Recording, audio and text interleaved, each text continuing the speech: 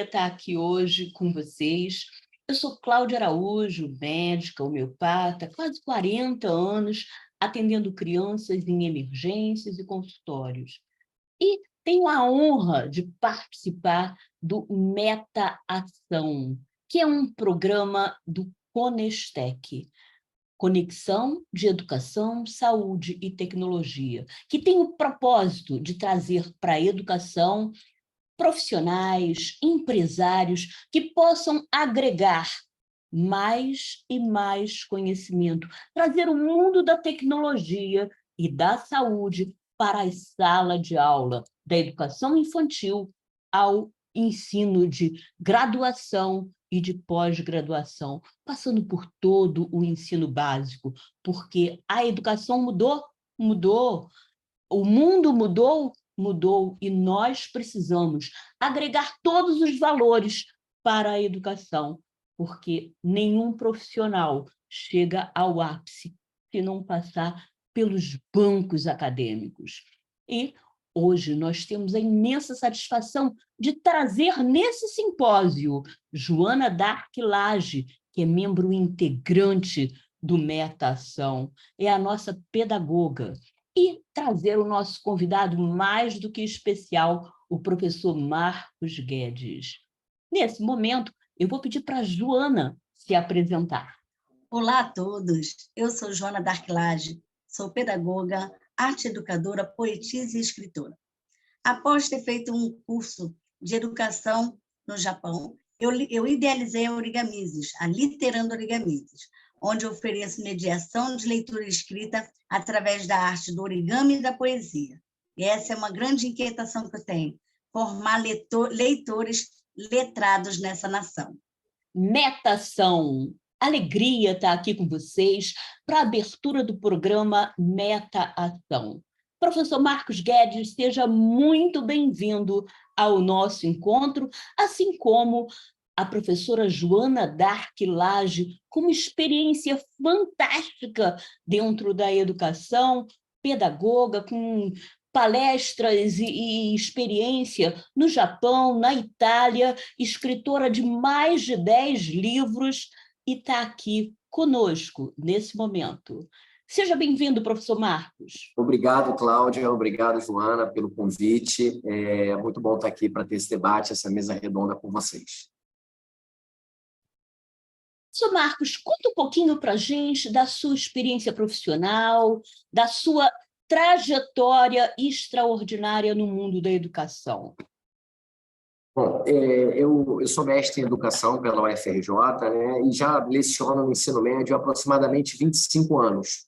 Então, passei por algumas mudanças, né? Eu peguei lá o início dos PCNs, no início dos anos 2000, e agora a gente está vivendo essa realidade, né, da BNCC e do novo ensino médio, já há aproximadamente uns 3 anos. E como sempre fui muito estudioso nessa área, e apresento algumas palestras sobre o assunto, eu acredito que muito debate ainda vai ser feito em relação à BNCC, em relação ao novo ensino médio, porque apesar dela já estar em vigor, né, dessa lei já está de ser a lei vigente da educação brasileira atual, muitas escolas não conseguiram ainda implementá-la. Né? É um documento muito pesado, né? Um documento muito grande, são 600 páginas, e é um documento de leitura muito difícil. Né? Então, a implementação da BNCC, aliada a esse novo ensino médio, ainda tem sido um desafio muito grande para várias escolas no Brasil. Exatamente o que é o novo ensino médio? O que muda?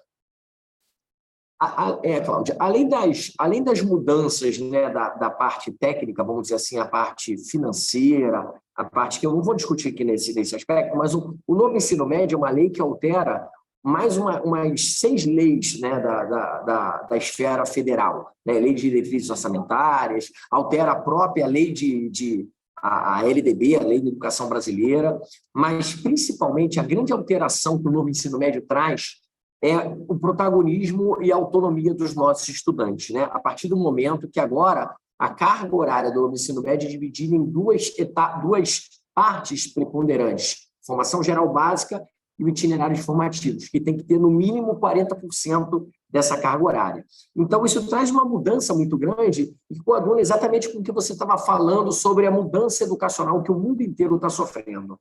É fato que os estudantes do ensino médio de hoje não são os estudantes do ensino médio do passado.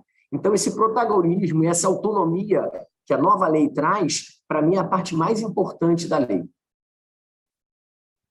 São os itinerários formativos de fato? Então, essa parte demorou muito tempo, até para a federação legislar a partir disso, né? O itinerário formativo ele veio lá no documento inicial da BNCC de 2017 apenas como a parte estrutural, né? Que o itinerário formativo ele teria que compor no mínimo 40% de todo o ensino médio. Um ano e meio depois, saiu um documento, né, do Ministério da Educação, que era organizando os itinerários formativos. E eu acredito que essa parte é a parte mais complicada, porque os itinerários formativos eles são responsabilidades das redes e das secretarias de ensino. Então, no caso da esfera pública, eu sou professor da esfera pública e privada, mas no caso da esfera pública, cada rede de ensino, a rede estadual, a rede municipal ou a rede federal, onde eu leciono, ela que tem que organizar os itinerários formativos. Como eles são obrigatórios, algumas redes federais já têm esses itinerários formativos na forma de formação técnico-profissionalizante, que é um antigo ensino técnico. Né?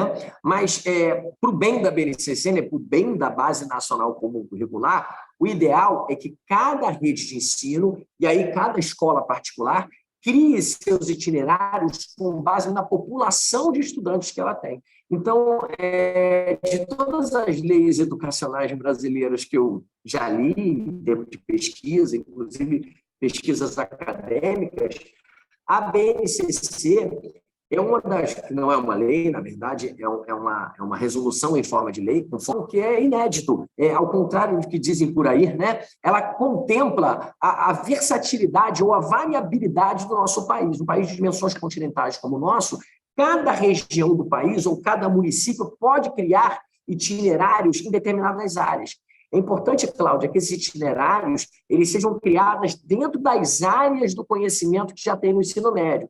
Resumidamente, ciências humanas, ciências da natureza, matemática e suas linguagens e língua portuguesa. Então, dentro dessas 4 grandes áreas, o itinerário formativo tem que se estabelecer de forma a criar um roteiro, né, um caminho, por isso que se chama itinerário, um caminho para o estudante complementar, na verdade, para o estudante desenvolver as competências específicas daquele itinerário. Então, essa liberdade que a BNCC, junto com a nova lei do ensino médio, traz para as escolas é inédita. É uma liberdade delas construírem os itinerários que elas quiserem, né? Lógico, dentro dessas 4 grandes áreas do conhecimento. Onde moram os desafios? Quais são os desafios reais para a educação? Está nos alunos? Está nos professores? Está nas escolas? Está na legislação? Aonde estão os desafios? Excelente pergunta, Joana, porque os desafios são muitos, né? Como todo documento educacional, né, a gente pode ler as LDBs anteriores, etc., ele é um documento teórico, né? Surgem novas linguagens ali naquele documento, surgem novos dizeres, né? Por exemplo, o que nós chamávamos de conteúdo, a BNCC hoje chama de objetos do conhecimento, né? As competências e habilidades já não são jargão novo, já desde os PCNs nós trabalhamos com esse jargão, mas o grande desafio da BNCC, depois que você ultrapassa, é você entender, e eu falo isso em todas as minhas palestras, que a BNCC não é um currículo, e ela não impõe um currículo. A BNCC o currículo, ele tem que ser o caminho para atingir a BNCC. E aí, na prática, qual é o grande desafio? Você acabou de citar, a criação dos itinerários formativos, as pessoas, né, os diretores, as escolas, e principalmente as redes de ensino, elas têm medo de ousar, né? A BNCC, ela no início que ela foi lançada, lá em 2017, as pessoas que leram reclamaram. Cadê o currículo aqui? Não tem um currículo, e não tem mesmo. No novo ensino médio, inclusive, lá na BNCC do ensino fundamental, ela ainda tem um pouquinho de orientação em termos das habilidades. Você lê algumas habilidades e identifica ali alguns conhecimentos que a gente costuma apresentar. Mas no ensino médio, não. O foco da BNCC são exatamente a construção de competências. Então, esquece conteúdo. Não importa qual conteúdo você vai trabalhar. Você tem que, ao final do ensino médio, que é a última etapa da educação básica, o aluno tem que sair da escola com aquelas 10 competências básicas, mais as competências específicas. Então, o desafio, Cláudia, está sendo colocar isso no papel. Eu trabalho numa escola privada que há 3 anos eu sou, né, o organizador, vamos dizer assim, né, do currículo. Eu faço parte de um grupo de trabalho, né, um grupo pequeno de trabalho, porque a escola privada ela é pequena, sobre o currículo. E nós inovamos bastante nesse currículo da escola, a ponto dos alunos e dos pais se assustarem um pouco. Nós temos disciplinas que não são comuns, né, componentes que não são comuns nas escolas tradicionais, como ciências modernas, argumentação, debate e lógica, oratória, noções de direito. Poucas escolas do ensino médio dão noções de direito. Noções de investimento financeiro, enfim, os nomes dos componentes não são exatamente esses. Mas então, esse é um não se resguarde, conta para a gente que escola é essa. Porque o que acontece? Esses componentes eles foram inovadores. No primeiro ano, e como tudo em educação, a Joana sabe disso muito bem, nas escolas a gente tem que ir verticalizando, né? Então, a gente apresentou isso no primeiro ano, agora os componentes fazem parte de 2 anos. Esse ano de 2023 foi o primeiro ano que nós implementamos itinerários formativos nas 3 séries. Então, mesmo antes da BNCC dessa organização da BNCC ser obrigatória, que isso ainda está em discussão, nessa escola nós já temos itinerários formativos nas 3 séries. Isso traz ao estudante 2 competências que são fundamentais, estão dentro das competências básicas da educação. Autonomia e protagonismo. Autonomia, porque, bom, primeiro, o protagonismo não existe se ele não tiver autonomia, né? Como é que eu vou ser o protagonismo de algo sem autonomia? Então, o estudante no ensino médio ele nunca tinha escolhido um caminho a trilhar. Ele entrava na escola e fazia o ensino médio, ponto. Nessa escola, ele tem direito de escolher entre 3 itinerários. Um ligado às ciências, que a gente chama de STEAM, que é um termo em inglês para Science, Technology, Engineering, Arts, ainda tem arte, né? E matemática. Um ligado às ciências humanas, né? Que é o itinerário de ciências humanas e sociais, e outro ligado às ciências técnicas, a área técnica, que é a área de matemática, né?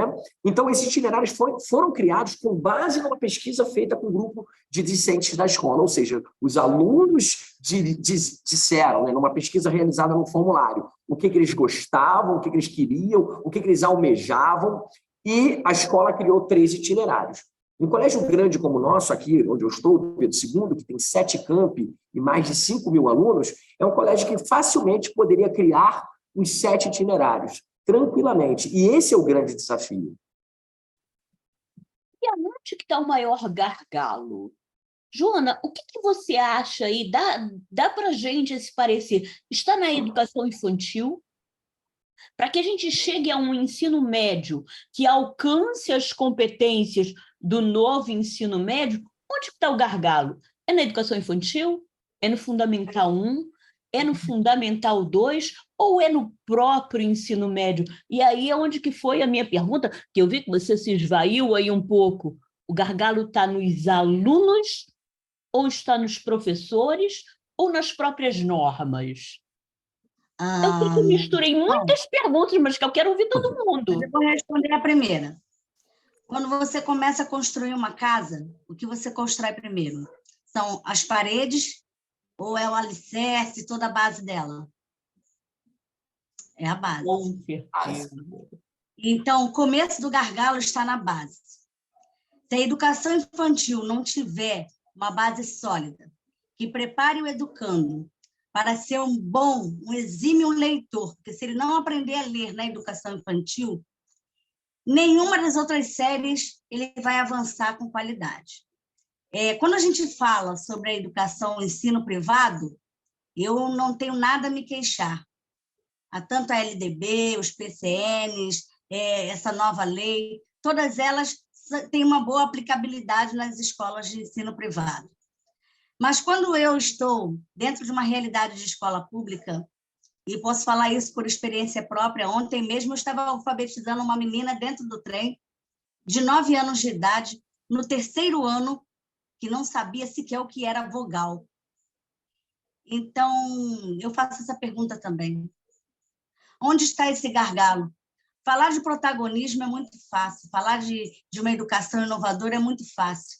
Quando essa educação é acessível para todos, quando ela é de igual modo para todos. E a minha grande preocupação, por exemplo, nesse exemplo que eu estou dando agora, né? Essas crianças que eu estou pegando não são poucas, não é de um município ou de outro, mas aqui no Rio de Janeiro, eu encontrei em vários municípios crianças que já estão no 5º ano, 7º ano, 9º ano, e que mal sabem ler. Se ela não sabe ler, nenhum dos conteúdos que forem apresentados por ela será de fácil interpretação. Ela não vai desenvolver bem, ela não vai ser um bom profissional. Então, o gargalo está na base. E eu gostaria de saber realmente, a culpa é do educando? É do educador? É do sistema? O que está Ou é da acontecendo? família? Eu esqueci Sabe? de incluir aqui a família, né? Sim, Onde que está sim. essa formação? Quer dizer, o que nós Especialmente, temos a fazer com isso? a família é o ponto principal. Ontem mesmo eu estava num momento especial com a família. E eu toquei exatamente nesse ponto, nesse aspecto, porque eu fui alfabetizada pelos meus pais e minha mãe não era alfabetizada, ela só soletrava, mas foi ela que me alfabetizou. Ela assumiu esse desafio e cumpriu muito bem, porque hoje eu sou pedagoga, arte educadora e escritora. E já viajei para o outro lado do mundo para poder aprender sobre educação. E eu pergunto onde estão os pais dessa era. Ontem, quando eu perguntei para o pai da menina que estava falando o que aconteceu, que ela estava no 3º ano, com 9 anos de idade, sem saber ler. Ele falou, tem que botar no explicador. E eu perguntei, e você, pai, o que você tem feito para ajudar sua filha nesse caminho?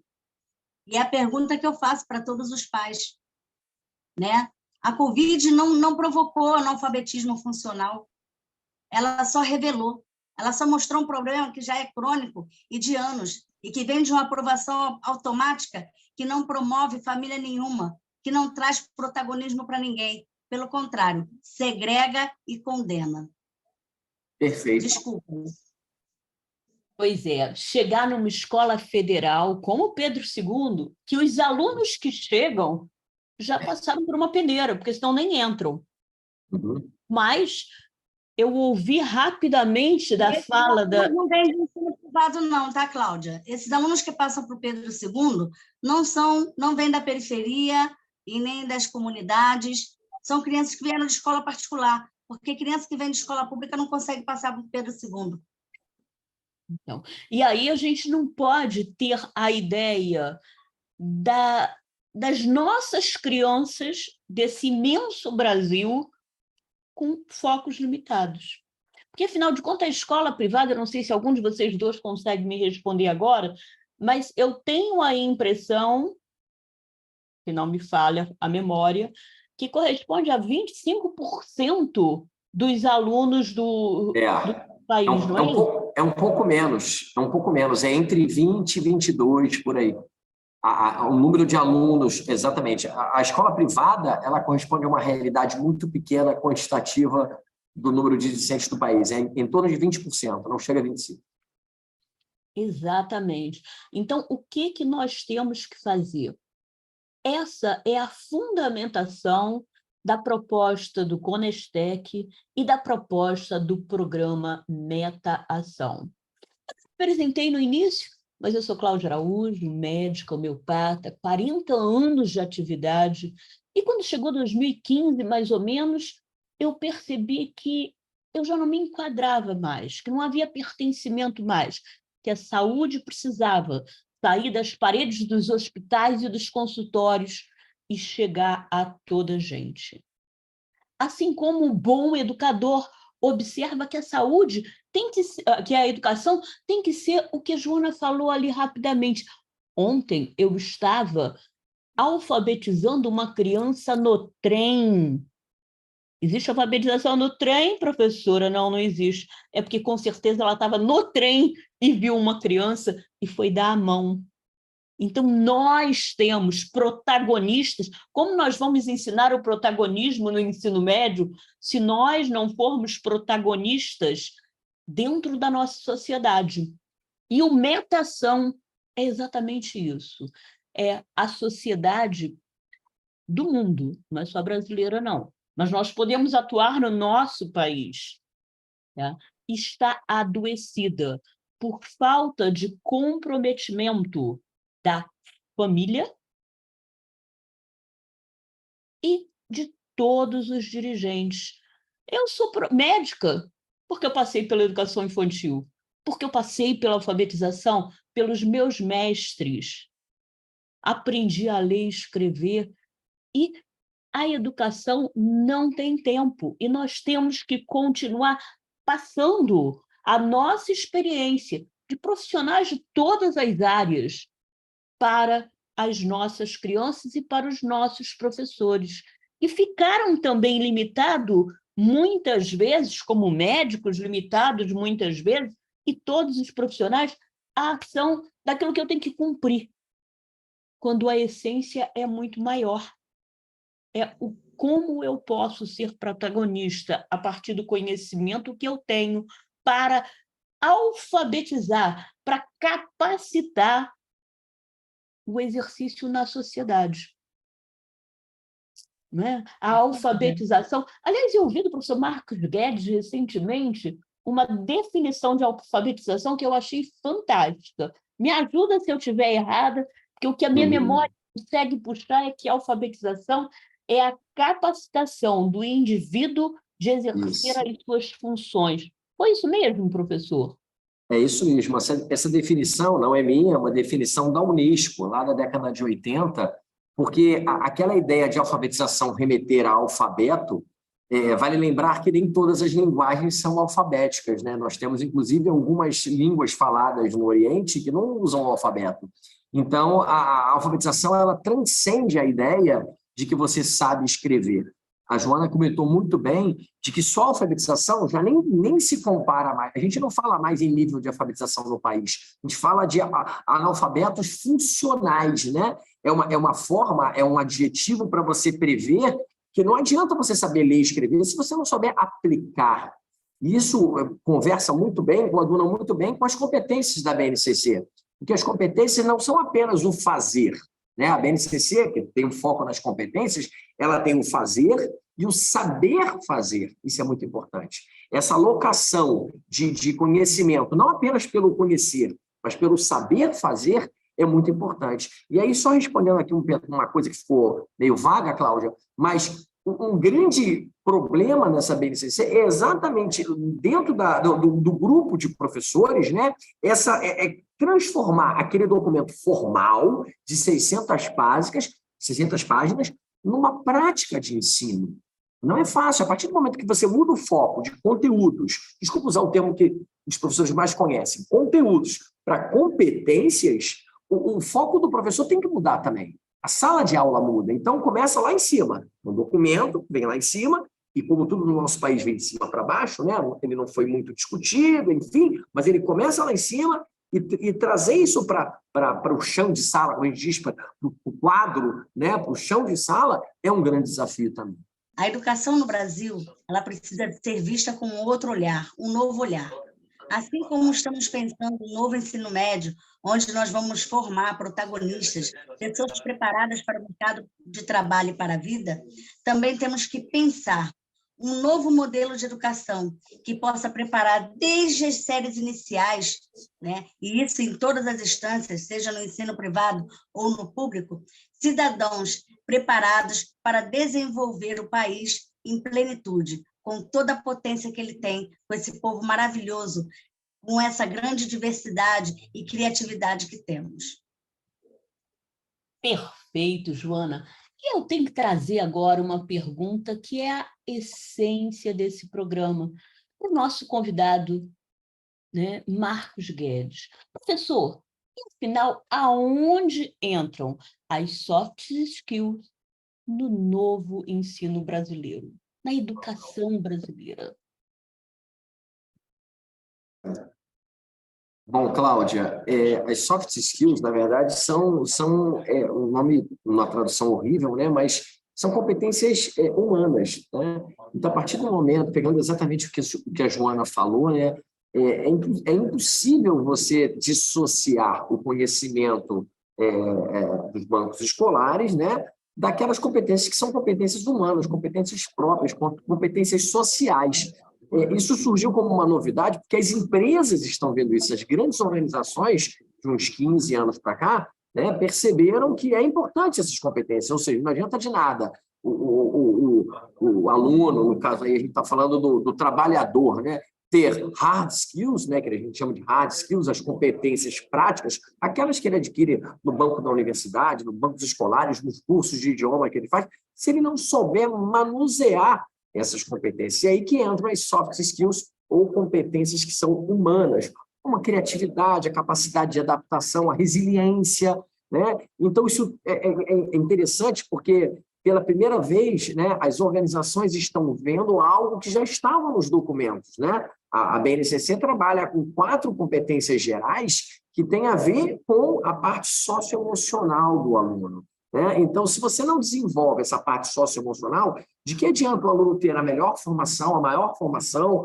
o candidato chegar lá naquela empresa sendo formado pela melhor universidade, se ele não tem competência humana, né, de lidar com aquelas pessoas? Então, visto as empresas vendo isso, eu acho que é uma coisa muito interessante, porque isso fomenta exatamente o que a Joana falou. A gente precisa criar, desde o ensino infantil, competências, né, desenvolver competências para que esse aluno se desenvolva como um ser humano, não apenas como um objeto no mercado de trabalho.